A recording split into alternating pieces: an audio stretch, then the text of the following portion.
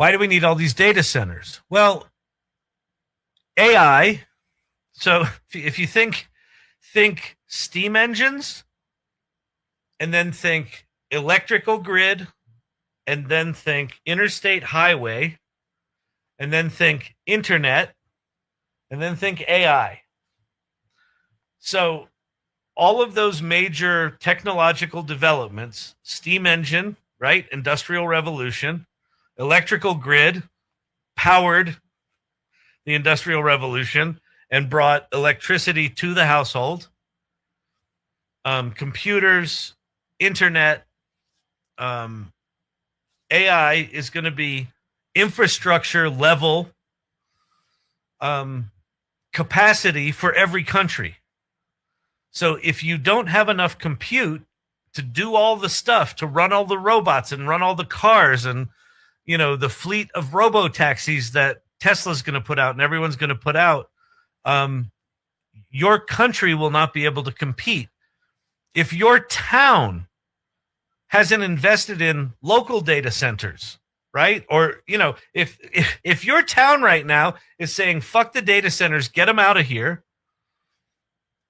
and you successfully just get them out of there, then they're out of there.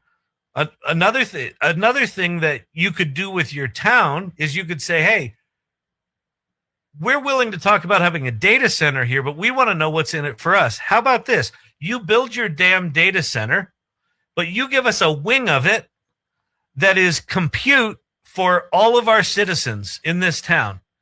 And we're going to give free AI access 24/7, you know, up to whatever it is, 1 billion tokens a day to every citizen in our thing. We want you to provide that as a tax for you running it here. Like, that could be a thing that happens.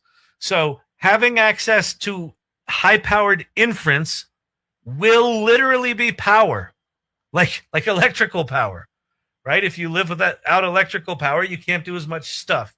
If you're going to live without AI compute, you're not going to be able to do as much stuff. So, yes, local inference will help. I think most inference for individuals will migrate out to the edge.